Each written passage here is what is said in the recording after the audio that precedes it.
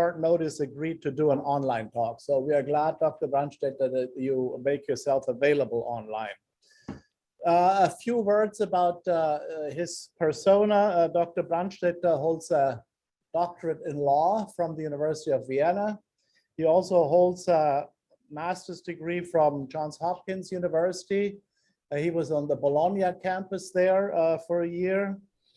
And then he became essentially a TV journalist. He joined the Austrian national channel, TV station ORF, Austrian National Radio and television, and he was a correspondent in Bonn and in Brussels. He was also for almost 10 years editor-in-chief of one of the top Vienna newspapers, the Kurier, which was started by the American occupation power after the war. And since 2019, he has been a member of parliament. He is a member for the NEOS, which is a liberal party, and he is the party spokesperson for foreign policy, which of course will come in handy with regard to the issues we're going to be discussing today, namely the European Union, and hopefully also a bit about the Ukraine conflict if people have issues or questions about it. Dr. Brandstätter told me before this meeting that he actually is on a parliamentary committee dealing with the Ukraine. And in January, he visited Kiev for 3 weeks. So he might even have some very fresh information for us in the sense that he is staying on top of that conflict, very much so. So that being said, I would turn it over to Dr. Brandstätter, and he's going to talk for us for half an hour, and then we have questions. Thank you, Professor Bishop. Do you hear me now? Because I still have Christian Stenico here. Oh, yeah. We hear you good. We put it over to him, yeah. Okay. So I can start? Yeah. Thank you very much. Thank you for inviting me to talk to you. I rather would have been in New Orleans right now. I've been there a few times. It's a wonderful city. And I think we all had our share of Zoom meetings. But we learned a lot about Zoom meetings also in the last two years, and I'm happy to be here. Thank you also for the introduction. I had an interesting life which has very much to do with Europe, and so I want to start with a few personal remarks. The interesting thing is I was born in an occupied country, because I was born in April 1955, and we only got our state treaty in May 1955, which was 10 years after the war. So it took the Austrian government 10 years after the liberation of 45 to really become a free country. And this was very important for us. And there are some things, and I will talk to you about European history a lot. And that also touches very much Austria. We are talking now very much about the neutrality. And Austria, why is Austria neutral?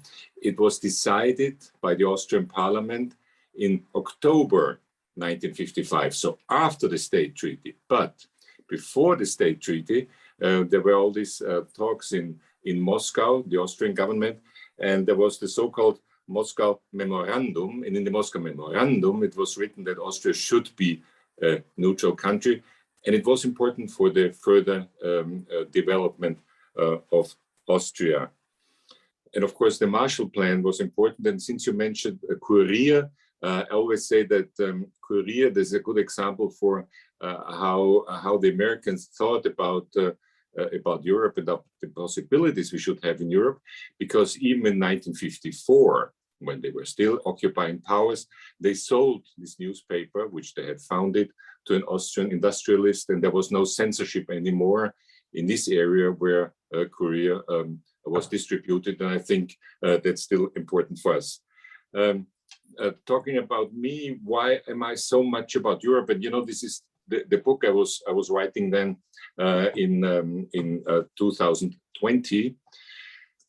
Probably the most important thing was when I was in Brussels in 1981. I studied law in Vienna, and then I was a year in the Johns Hopkins University in Bologna, and then I came to Brussels. It was 1981, long before Austria could join the European community.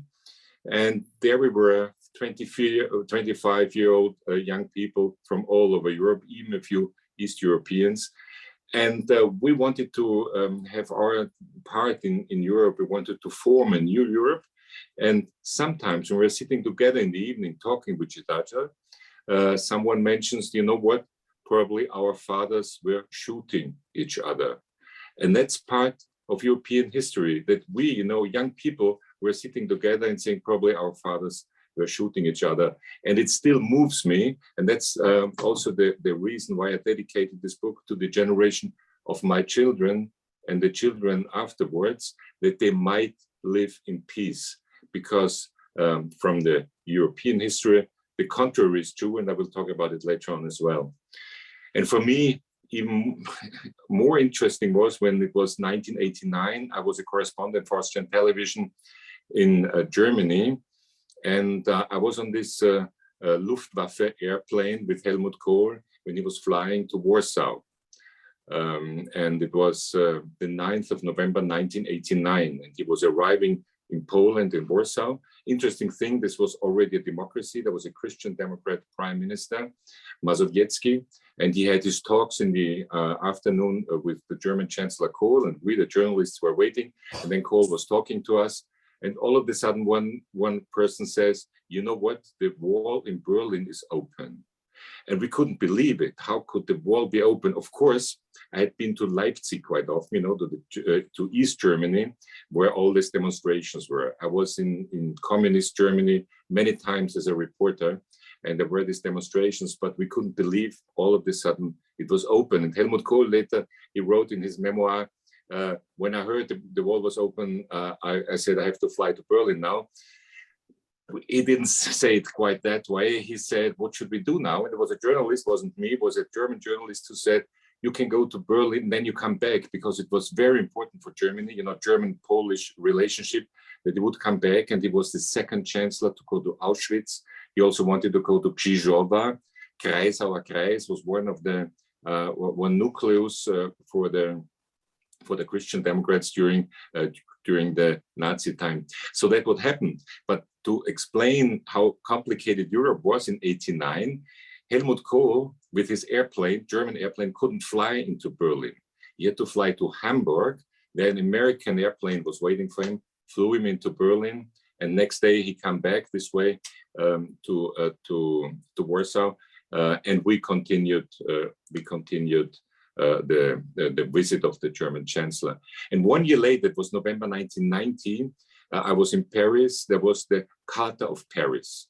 There was this CSCE movement, you know, from 75, CSCE, so the Organization for Security in Europe.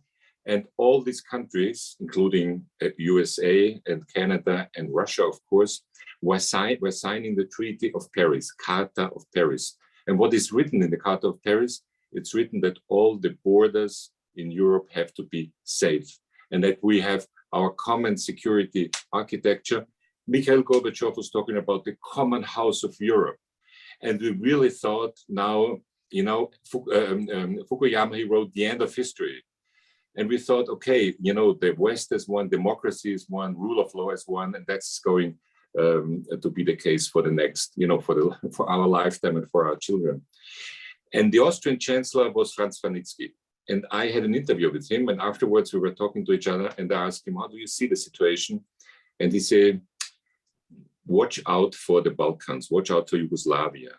And as we know, 1 year later, the war in Yugoslavia started, and it took 10 years from the short, only 10 days war in Slovenia until 2001, with terrible atrocities, at least 200,000 people dying, and there's still a lot of hatred on the Balkans. I will come back to the Balkans afterwards, but just to tell you, Franz Wernicke, sorry to say, but he was right that Yugoslavia and the Balkans would be a big problem.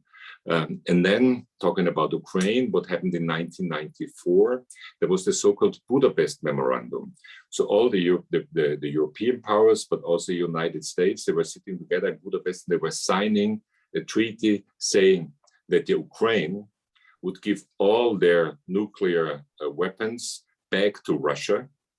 But on the other hand, they would have guaranteed secure borders. So this was the basis for the democracy also in the Ukraine. Already before, in 1991, they had a referendum, and they're like more or less 90% of people said, yeah, we want to be a free country. Even on the island of Crimea, peninsula of Crimea, there was a majority to be part of Ukraine. And you know what happened later on. So this is the first part. Now I want to come to the maps, because for me that's also so startling when I read about European history. Like 40,000 years ago, the first human beings were walking into the European area, and ever since they were fighting wars. You will not find 1 year in those 40,000 years, especially when you go back like 7,000 years ago. They found skulls and bones and everything in the area of Germany 7,000 years ago. People were fighting each other, killing each other. Even cannibalism is part of the European history. And here, this is the first. I don't want to go all too far back in history, but as you know, the Romans conquered, a bigger part of Europe. This is only the center of Europe. For me, it's still interesting. If you look at one of the cities called Koblenz, the German city of Koblenz. Why is it called Koblenz? Because in Latin it's confluentes, because there are different rivers coming together. Bonn is bonum, from which is good. And so you see 200 before 200 AD, the Romans were in most part of Europe, and also, as we know, on the Britannic island until about 400 after Christ. The next one is Schalman. You know Schalman, and that's also very interesting because for two reasons. First of all, you see that there is a lot of Europe is occupied. There were Muslims living there. Look at that was Spain. It was the emirate of the Umayyaden. Look on the right side. That's where the part of the Osmans were. Look on the right side where the green thing is. It's Kasarenkanat. Kasarenkanat. The Khazaren. This was a Turkish people in the area. So where it's Kiev, part of Russia, and where it's Kiev now, this used to be a part of a Turkish people. And then why Schalman?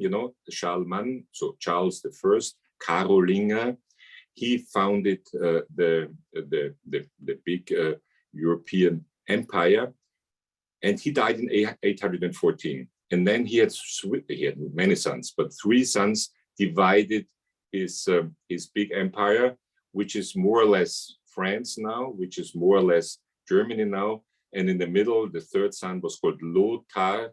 So to have an area which is partly Lothringen, which was later Lothringen. But anyway, you see that the Germans and the French people, they started as one people around 800, and they fought the bloodiest and most terrible wars against each other. Next map is around 1000. You already see that 200 years after Charlemagne, you see that France, the violet area, is already more or less a country. It's a kingdom. And then you see that what is Germany today, there were different German tribes. So that's also one part of the European history, that the German is, as we say, a very late nation. So for a very long time, there were different tribes also fighting each other. Then we have a little mistake, because in around 1000, there was not yet a holy empire of the German nation. That came a little later. So let's go to I would say let's go to 1618 century to the 30 years. That's a very important part of European history. The war, the 30 years war between 1618 and 1648. There were around 5 million people killed in a time when in Europe there lived about 15 to 20 million people. So a huge part of the population was killed in this incredibly long, incredibly bloody war. The reason was, the obvious reason was religion. The real reason was, of course, fighting between different areas, different tribes.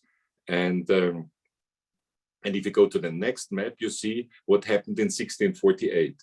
This is the so-called Westphalian Europe 1648, the so-called Westphalian peace. Henry Kissinger wrote in his book, The World Order. He explains it really well. What did it mean, Westphalian peace? It meant that states, bigger, smaller, they accepted each other. It doesn't mean they didn't fight wars against each other. Of course, they still did fight wars, but they accepted each other as states. And this was new for Europe. That was a new phase in the European history in 1648. And then, of course, we come to the two big wars, to the two world wars. Europe in 1914, you had the huge Austrian-Hungarian Empire. In between, of course, was the important wars of. That doesn't work anymore. Very good. The important wars of Napoleon, of course, but then. Thank you very much. Here we go. But then here we are now in the year 1914, so the beginning of World War II, and afterward 17 million people dead in this war, and after that the landscape and the maps looks already very different. And then we come to 1949, so the time after World War II, when Europe was divided in two parts. Stalin said, "Wherever is my army, I have the right to govern." That was what Stalin said. And I mentioned this speech once in a speech now in the Austrian parliament, because that's the way Putin is behaving. He says, "Where my army is, I have the right to govern," which of course is the contrary to that what we thought had happened in 1990. So secure borders and a European world or a European order, European security architecture where we could live together. So in my book, I have 15 different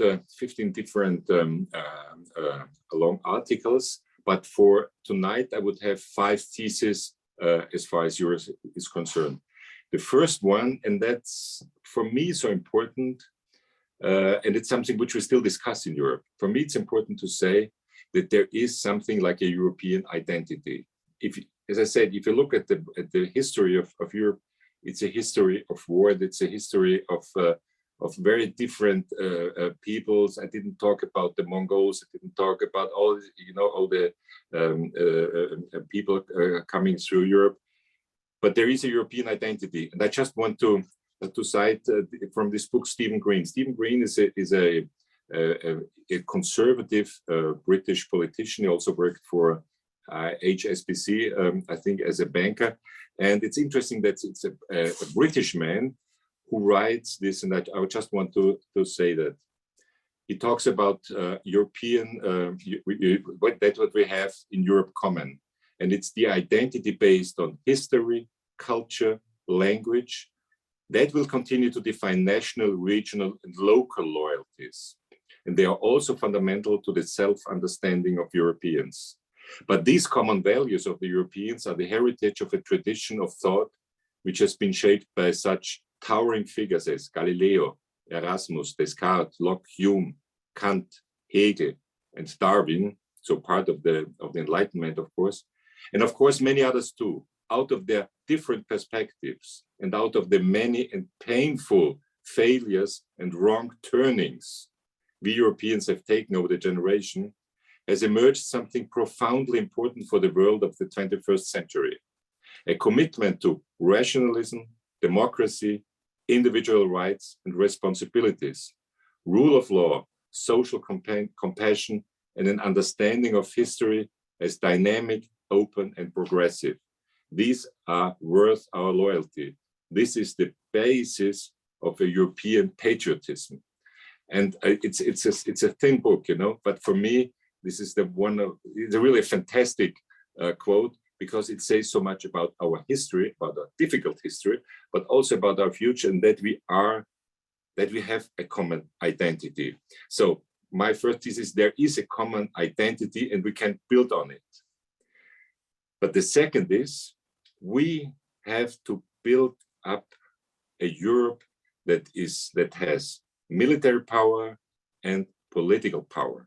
We do have economic power, but there was this saying by Helmut Schmidt, you know, the long time and very important German chancellor, Europe is a military and political dwarf, but we are an economic giant.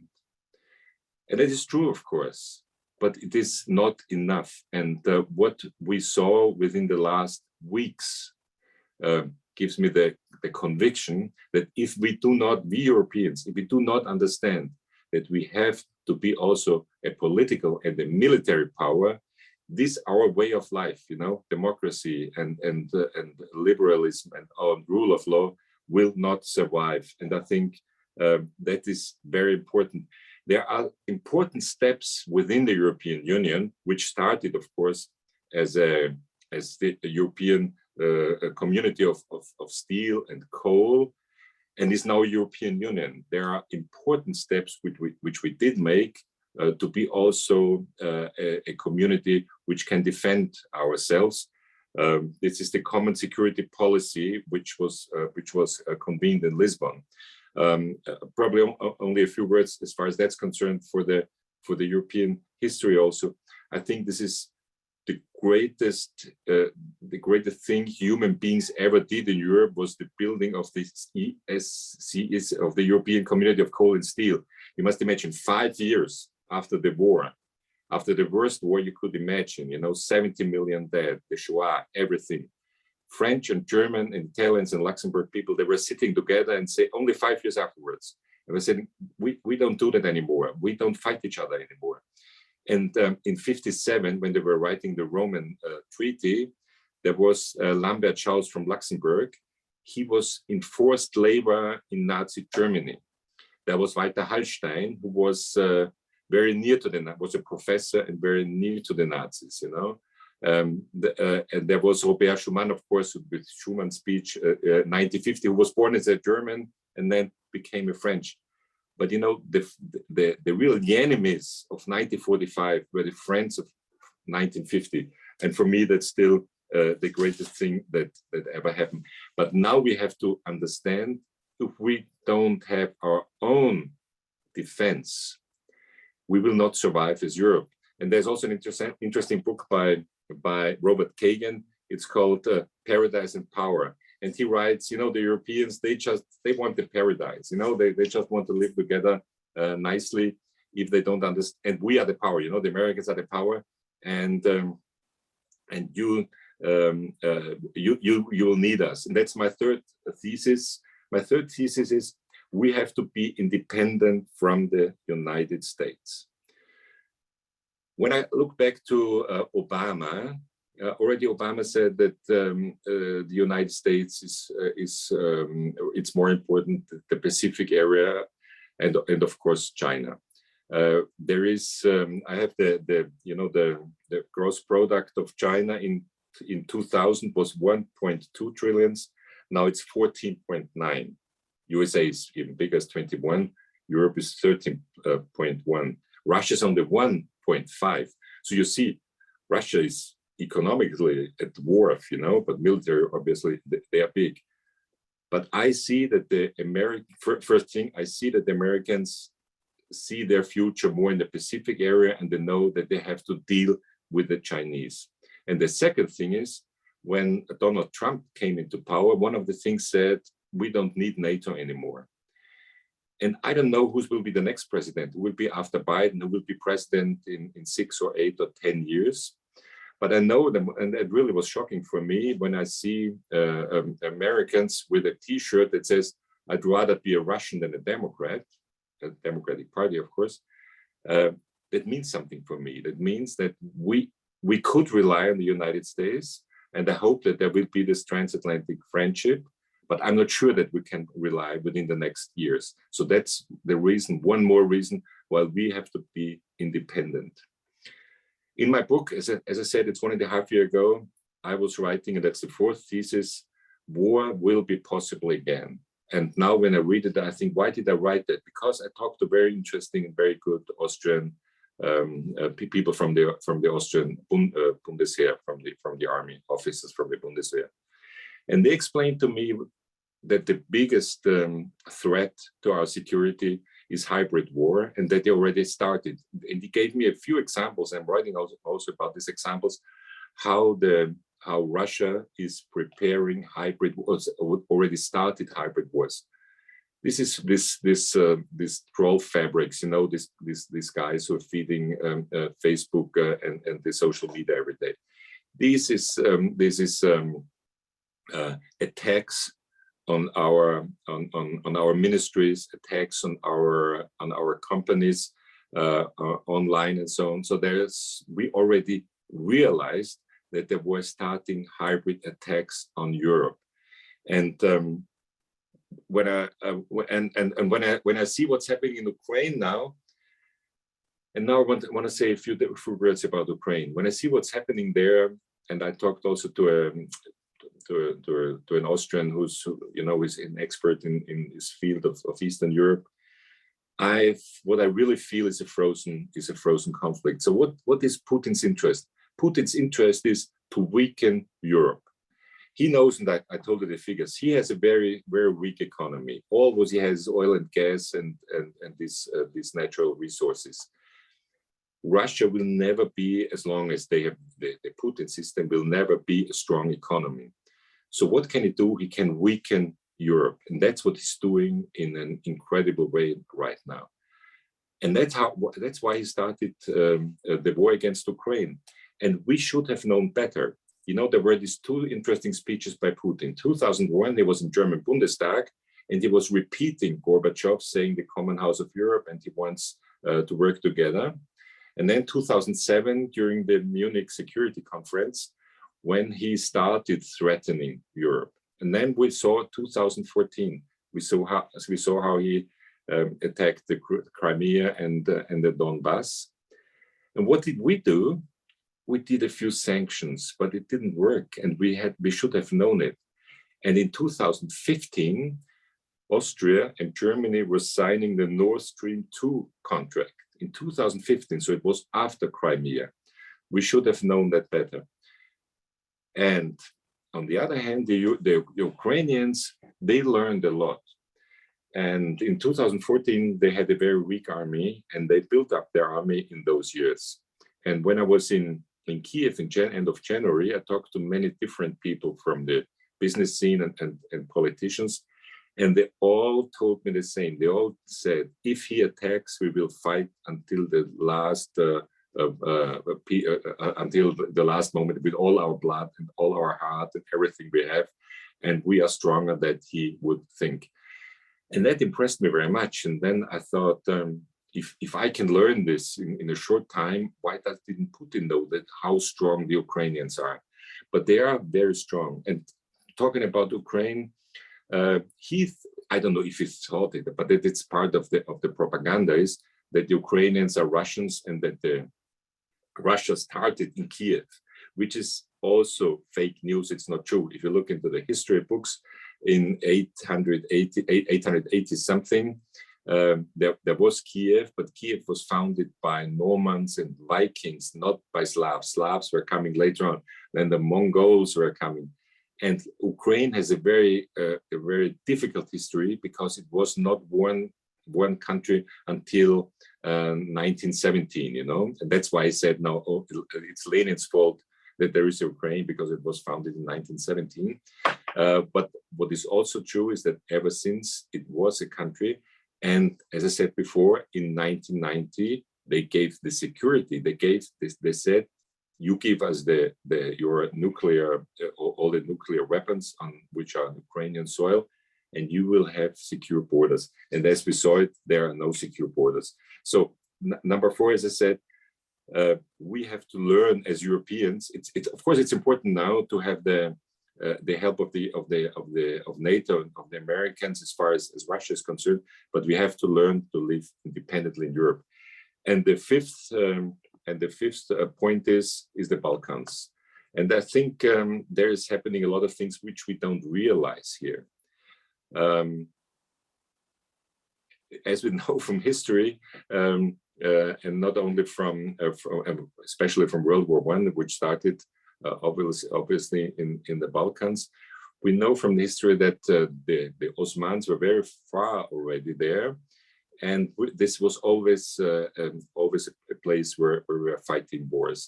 And as I mentioned, after 1991, it was a very difficult and very painful process of building up these new countries like Slovenia, Croatia, North Macedonia, Montenegro, Serbia, Kosovo, and Albania. Kosovo is still not accepted even by some European countries. It's accepted by the United States, but it's even not accepted by some European countries. But what we see is very strong influence by the Russians. Not only Bosnia, I forgot Bosnia, sorry, Bosnia-Herzegovina, very strong influence by the Russians, especially in the Republika Srpska, and very strong influence in Serbia.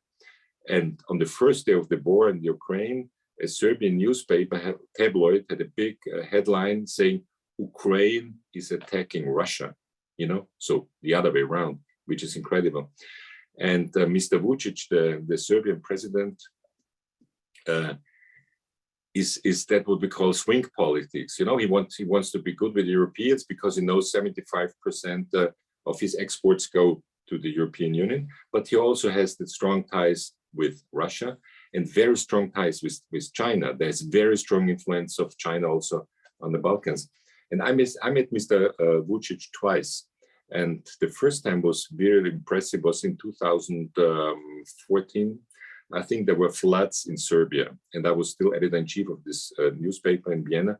And there are a lot of Serbs living in Vienna. So we were collecting money for the victims of the floods in Serbia. And then we went to Belgrade. Sebastian Kurz was foreign minister, so it was a small delegation, and he organized the meeting with Mr. Vučić, and I also was there. And he was very, Europe is our future and everything like that. And then he said, "You know what?" And he said, "Thank you very much. And the Europeans are helping us so much." And then he also said, "You know what? When I ask the people down on the streets, who's helping us now in this difficult situation, 90% would say it's the Russians. They don't give us anything. It's you, the Europeans. And that's why we want to be a European nation. And why we want to be part of the European Union." And then later on, that's what he said, and that's what he knows. But on the other hand, he's always schmoozing with, not only with Putin, but also with Xi Jinping. And when we had the COVID crisis, he organized these masks from China. And then he was standing in front of the airplane, which was coming in from China with a mask, together with the ambassador of China, Chinese ambassador, and said it's the Chinese who are helping us. And so I called, and I was really furious. So I called the Austrian commissioner, Mr. Hahn, in Brussels, and I said, "Why didn't we help Serbia? Why does he need the Chinese?" And they said, "You know what? You know who paid for the airplane transporting it? I don't know. It was the Europeans. So why was not our ambassador there?" And they said, "Yes, it was our mistake." So what I say is the Balkans are very important. The real big problem, what the real big problem of the Balkans is the brain drain. We had a meeting with the ambassador of Bosnia a few days ago, and there were 80,000 people were leaving Bosnia in the last year. The same goes for Albania, the same goes for Serbia. So people are leaving the Balkans, they go to West Europe, especially if they have a kind of education.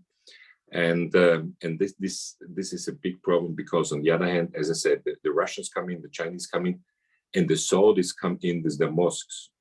So this is the next point. So as I said, the Balkans are very important to us, and we have to do everything to integrate them, but only at one price, that they accept that the European Union is an organization of democracy and a rule of law. Okay, I come to the end. Thank you very much. I think it's a little more than half an hour. Thank you for listening.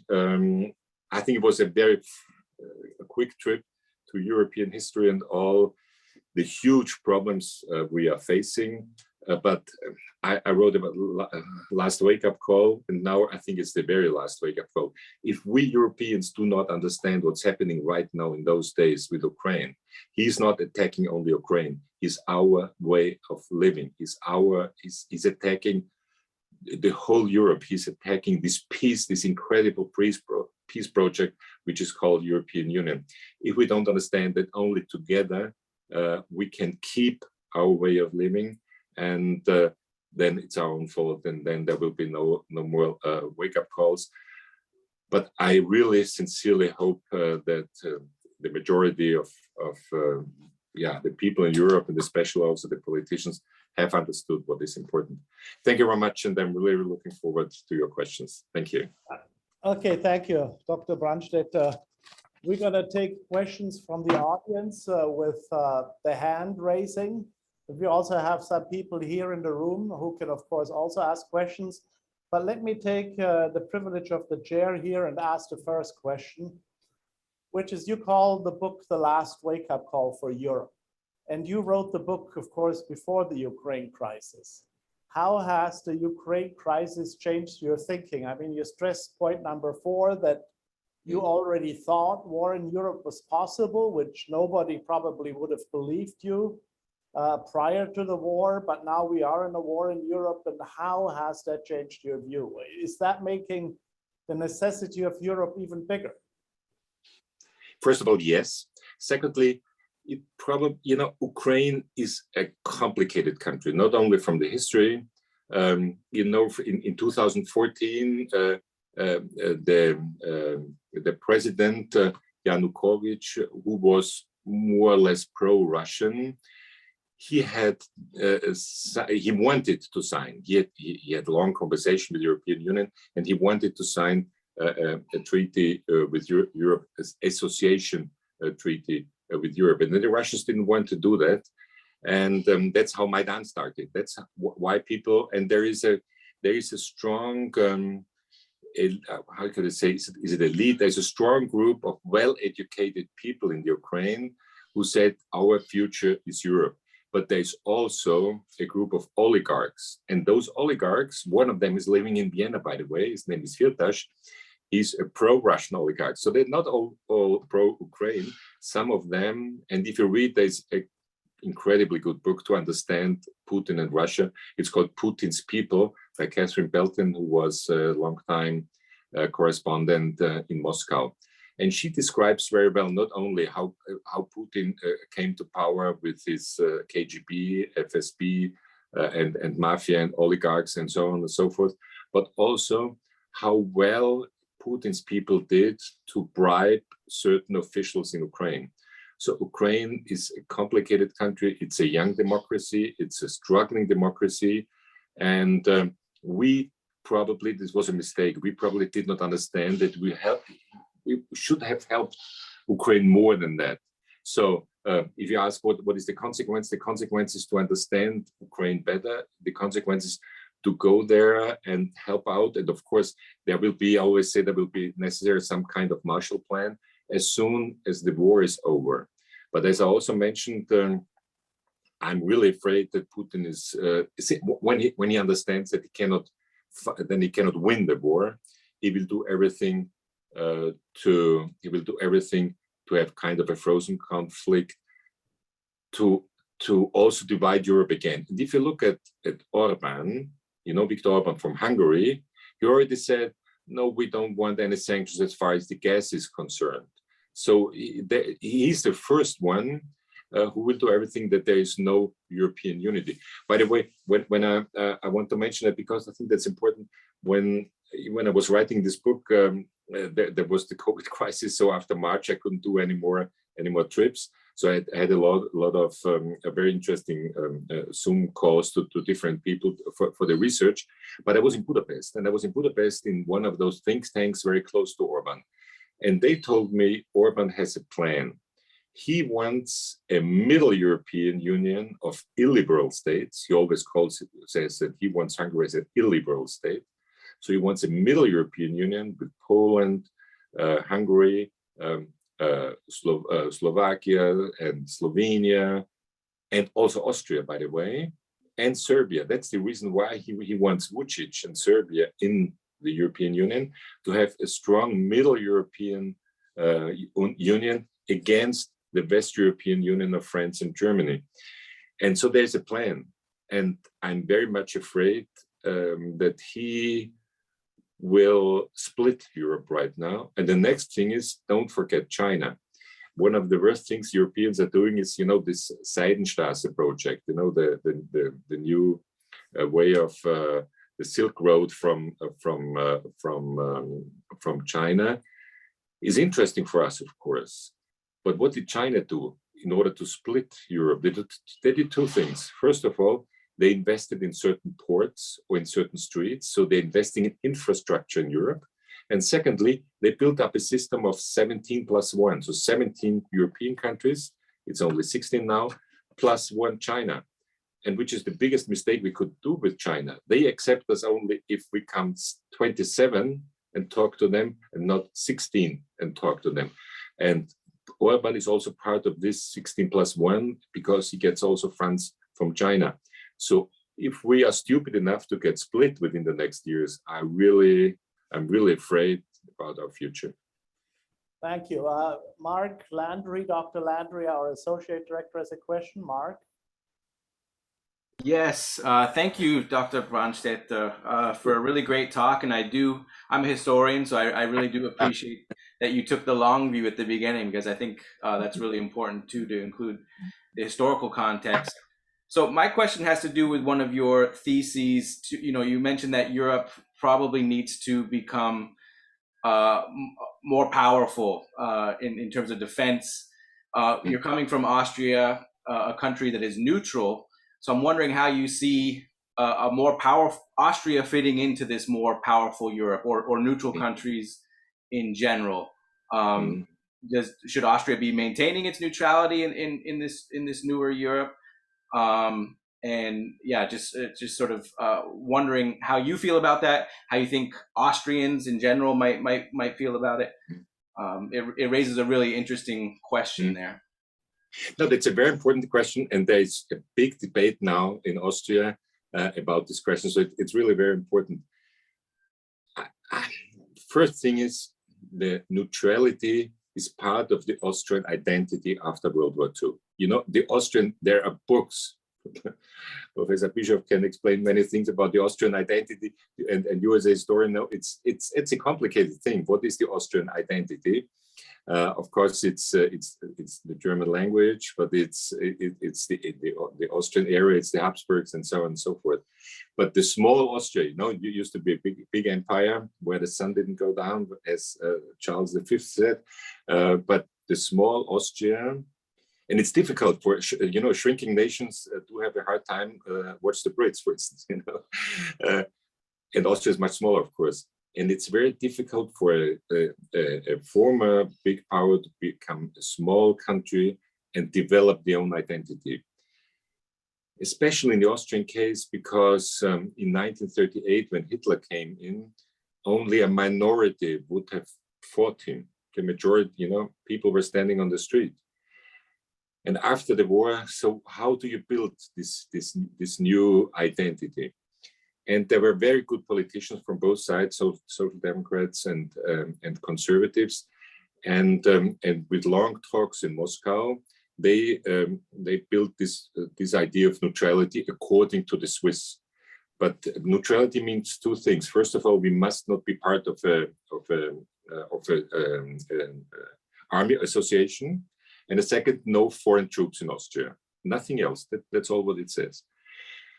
But as I said, it's very important for identity. So if you ask people, there would be like 85% who say, no, it's important, we keep it. If you ask people, is it really for our security? 50% probably would say, yes, it's for the security. I tell you, it did not save us at all. And I know it because I've been in Germany in 1987. In 1987, there was the NATO troops, especially Germans and French, were practicing next to the Austrian border. What happens if the Russians come through the Danube area? What would NATO have done? They would have gone into Austria to fight the Russians as soon as possible, that they wouldn't take too much of Austria. And that was what they were saying in 1987.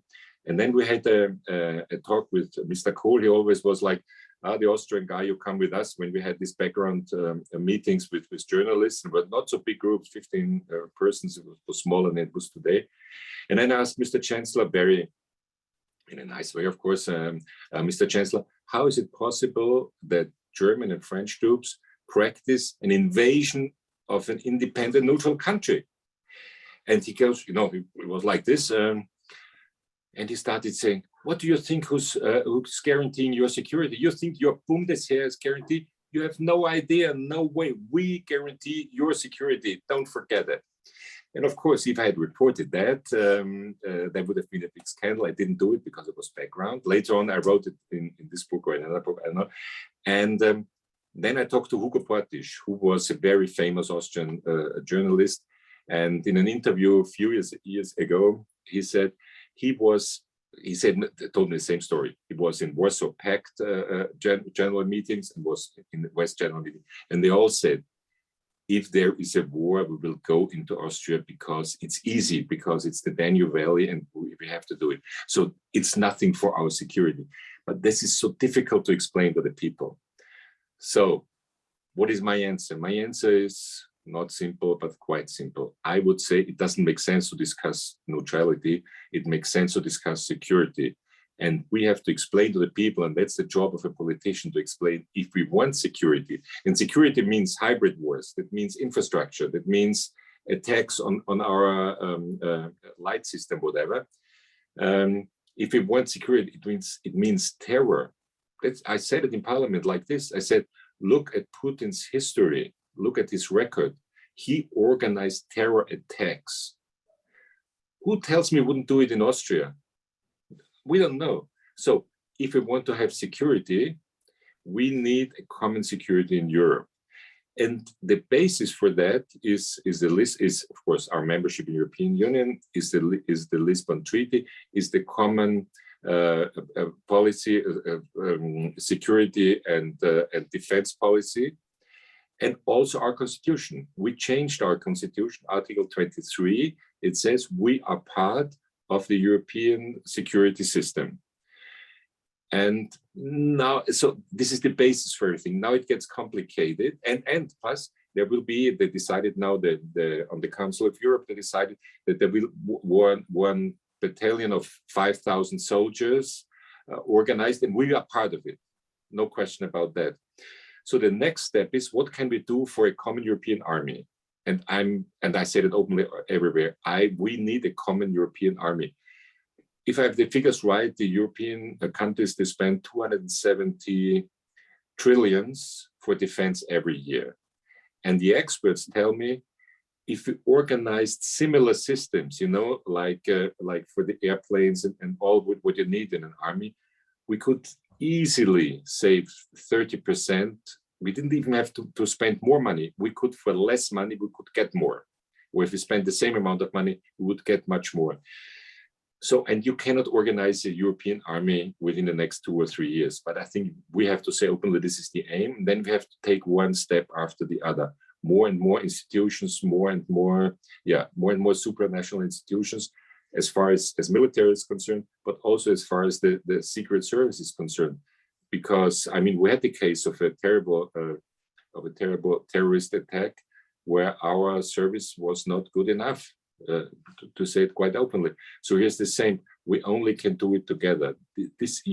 Europe is so small, to Bratislava, it's 45 minutes. And there is no, in normal times, COVID is different now. In normal times, you wouldn't show your passports.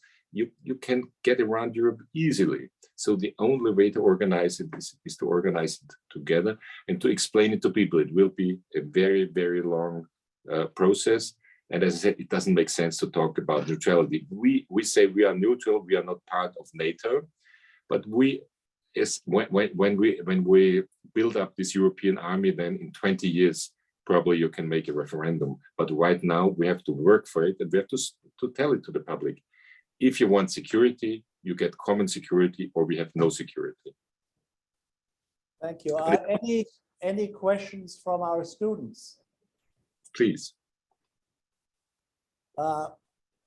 If there is no questions, a follow-up here. We just heard that Germany has, you could say, woken up from their long hibernation after World War II and beginning to realize that they're a great power and they need a stronger defense. And Scholz has said they are prepared to spend more on defense. Are similar debates going on in Austria? Are people also talking about spending more on defense? Yeah, we spent a little more than half of the Swiss spend. The Austrian neutrality is formed according to the Swiss neutrality, but we spend a little bit more than half what the Swiss spend. Plus, we have the Danube Valley. It's much more difficult to go into the Swiss Alps than into Austria. That's one point. And yes, we have the discussions. But if you mention Germany, I lived in Germany for 14 years. And especially when I came to Germany in 1984 for the first time, as an Austrian with our common history, I found the way the Germans looked at their past and the responsibility the politicians and the public took for their past, I thought that was very convincing for me.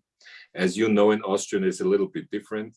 There is this Moscow Declaration from '43, where Austria was named the first victim of Hitler. And of course, it was a victim because he invaded us with his troops.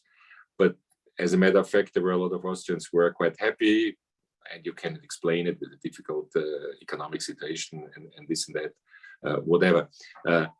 But the Austrians, it took the Austrians until 1986, when Kurt Waldheim was running for president, we had for the first time a real big open discussion in the media, in every family, what our part in the Nazi Reich was.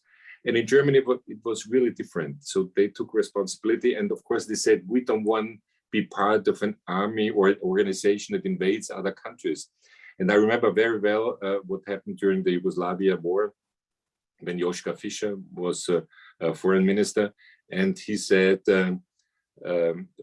when you say never Auschwitz again, you also have to say never again Srebrenica. So if you see a genocide happening in Europe, you cannot stay away as Germans. So for Germany, it's a very difficult development, much more difficult than it was in Austria. But I think the Germans take it very seriously right now. On the other hand, the German Minister of Defense is a woman who never had anything to do with the army. The same goes for the Austrian Minister of Defense. It's very nice if there is a woman who is a manager and can organize managing, but they both have no idea about the army. So if that was a good idea, that's the other story. But I think Scholz takes it seriously, and we have understood. We always talked about the peace dividend, but we were living on this peace dividend now for 30 years, and we were living very, very well. And with all the things which I did not understand what President Trump said, when he said, why should the Americans always pay for the European security? I think he had a point. And since he said so many other things which the Europeans could not accept, it was easy for them to say whatever Trump says is wrong. But no, he was not wrong. At that point, I think he was wrong. And now we woke up. So this wake-up call is understood, I think. Any questions? How important are the upcoming elections to our short-term and long-term future? Did you hear? How important are the French elections to our long-term and short-term future? French elections, I think it's quite clear, Monsieur Macron, he will win. France is the only nuclear power left in the European Union. And Monsieur Macron already started, I think it was a speech like 2 or 3 years ago. He started the discussion. I think it was after Brexit. Of course, he saw a new responsibility coming up to him because it was the only nuclear power in the European Union. And he started the discussion about common responsibility. But what does that mean? So the question, if we form this European army, or if we take as Europeans, a stronger responsibility to defend ourselves with or without NATO, in cooperation with NATO, the discussion about nuclear possibilities will come up. You know, the Germans had the discussions with the famous defense minister Franz Josef Strauß, who thought about it, but not for a very long time. And the Germans immediately said, no, Germany will never be a nuclear power. This is going to be one. It will not be discussed next year, but the discussion will come up to us. And of course, Macron, since he's also longer in power than Scholz, he's the number one in Europe, and he's the most important politician in the European Union. There's no question. And I really had the impression that he sees the responsibility and he wants to work for all over Europe. The only difference is, as far as the Balkans are concerned, he hasn't understood yet the importance of the Balkans, I think. And the French are very slow as far as the acceptance of new members from the Balkans is concerned. But for the rest, I think he will win. I think that's important that he will win, and he will be a very strong president also for Europe afterwards. Okay, we have a question from one of our students, Had. Hi, Doctor. My question is, with Russia kind of struggling with the Ukrainian war, is there any fear for a lateral motion to attack the smaller countries of Estonia, Latvia, and Lithuania? Is there any fear of kind of a lateral move by Russia to start invading smaller countries? I mean, the easy answer would be he will not dare, because they are members of NATO, and there is Article 5. And if he attacks one country, he attacks NATO, and he cannot afford to attack NATO. Of course, he knows he has strong nuclear power, but nothing compared to the United States. And of course, he knows that Poland and other NATO countries are pretty strong, and they will defend the Baltic countries. So I don't think he will attack them. But if that happens, what I'm afraid of, this kind of frozen conflict, this permanent situation, that we have a big country, Ukraine has 40 million inhabitants, that we have a big country more or less in the center of Europe, which is in a situation where it's difficult to invest because you don't know what's happening tomorrow and so on. That Europe will be more divided than it was until now. And what I really can expect, in all these Baltic countries, there are Russian people living there. And I'm sure that what I was mentioning, hybrid war, I'm sure they will start asking, are they really treated well, the Russians in Estonia and Lithuania, and what could we do there? So he will do everything to bring these countries in a more difficult situation. But on the other hand, all the Russians living in the Baltic countries, they know that they are living in very successful countries. The 3 Baltic countries, this is a real success story. It's no question. Yeah, the other thing is which you saw, the Finns and the Swedes, they're also neutral, but there is a strong discussion starting now if they shouldn't join NATO. And that will bring another point of more difficulties for Putin, but also for us, because if the situation is shaky like this, it's not good for countries and for investors who want to have a secure situation and a secure economy. So I'm not afraid that they will attack with armed forces, but I'm very much afraid that they will try hybrid war as well. And as I said, I talked to an expert today. He had about 150, 180 troops at the beginning, but they're talking like 30 to 40,000 troops. There should be like 10,000 dead soldiers now and a lot of wounded soldiers. So he does it right now. He wouldn't have the capacity to attack other countries. That's another story. But 1st of April is an important moment because there are the new conscripts coming in on 1st of April. And for money, you can keep the old ones. You know, there are people, if you say you get this or that money again, so they probably would stay. So he could build up new forces, but it will take some time. So for the moment, we are not afraid of an invasion of these countries. No. Thank you, Doctor. With your permission, I'll ask the last question. So it's coming back to the European Union, the state of the European Union. In the spring of 2020, when COVID broke out, I was a guest professor at the University of Innsbruck. And I was sort of shocked how quickly, if you will, the common European house sort of broke down in the sense that borders went up again. It was impossible for me to get to Switzerland, to fly home via Zurich. I always fly into Zurich from Vorarlberg. It was impossible to get to Germany. I couldn't get to Munich either. So in the end, I had to wait to get to Vienna and then fly to Amsterdam.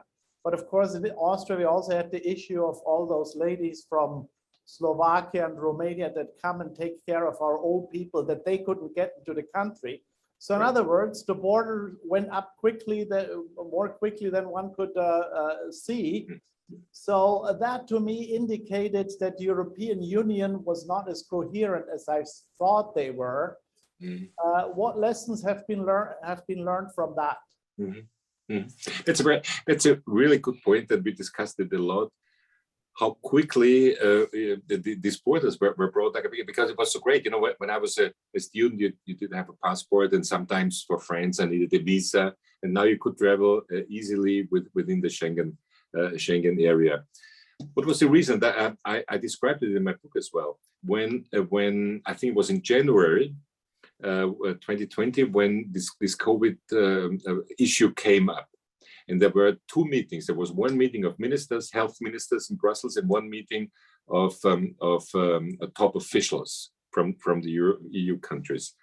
And the European Commission said, so we have an issue here with this COVID.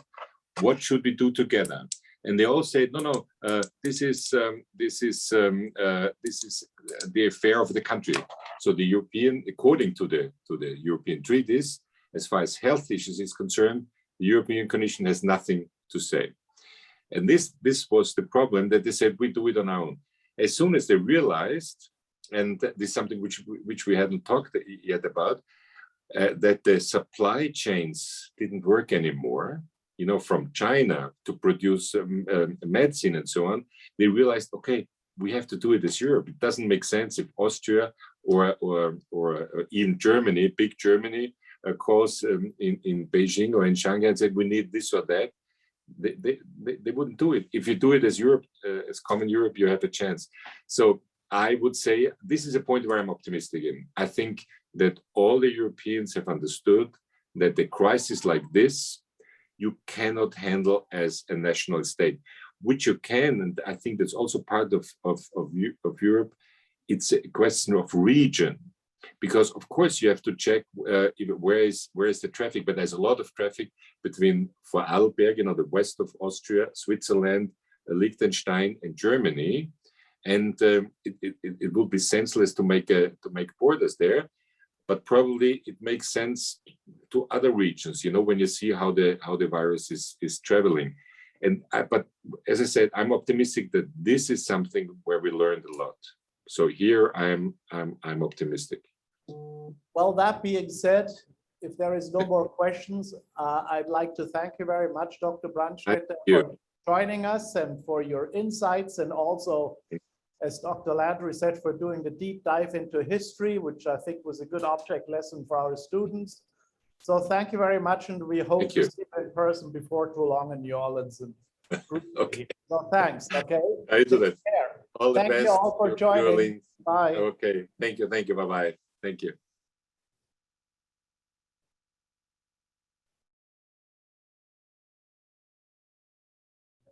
And meaningful.